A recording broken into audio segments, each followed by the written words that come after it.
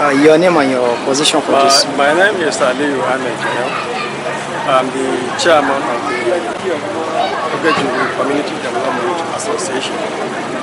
Some time back, this issue was brought to our attention, and we invited the suspect, and we are carrying out an investigation to find out the truth about the allegation made on him.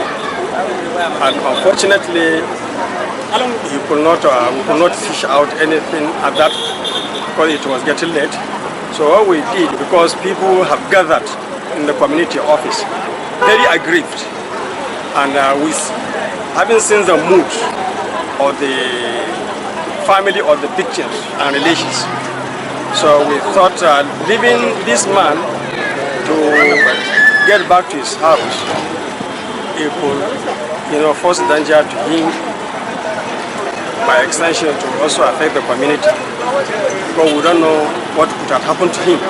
So what we did, we decided that we should take him to police station for safekeeping until the following morning, so that we will bring him back and conclude our investigation.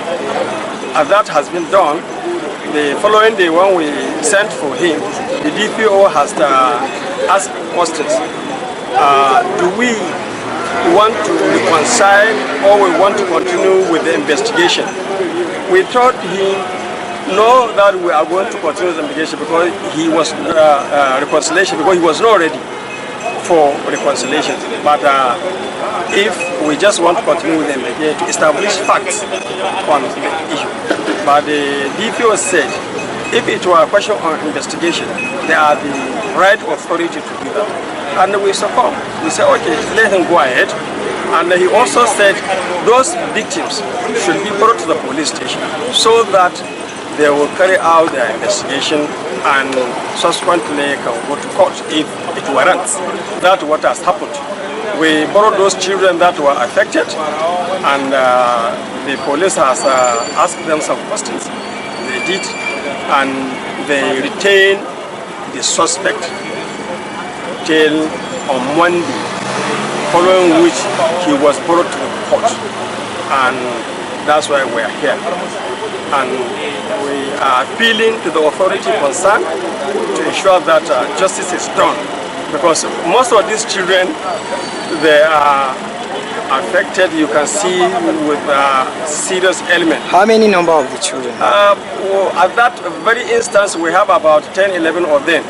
But later, some withdrew their children wards on the ground that they have not spot serious element in their system, and they also don't want this to continue. But for those who are seriously affected, they are the one that we've been coming to court with them, because like Imrana, he cannot even sleep in the night unless he is given some reliefs,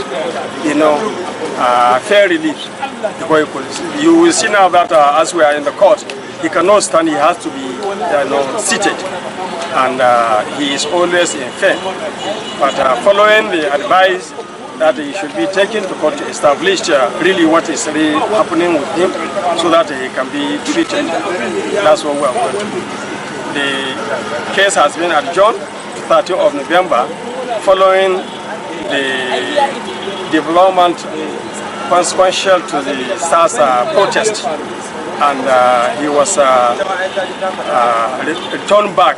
They are already on the road to the court, but we learned from the prosecutor that they were called back because the prison authority, correctional authority, have said it's not safe to bring him right from Suleja to Mararaba. That's why he's returned.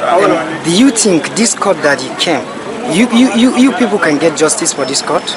Well, that's the fear of many people here. You have seen how people were disenchanting over the sincerity and the competence, you know, of the, you know, of course, some of those people who are handling the issue. You know, as it is, you can't discountenance people,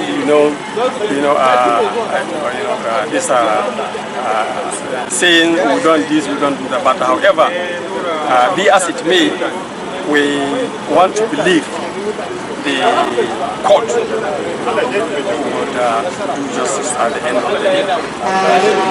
Do you have the message that you are going to send for the Nasarawa state government about what's happening? Well, you see, this issue of rape, sodomists is raping and sodomy has become quite rampant, particularly in this area.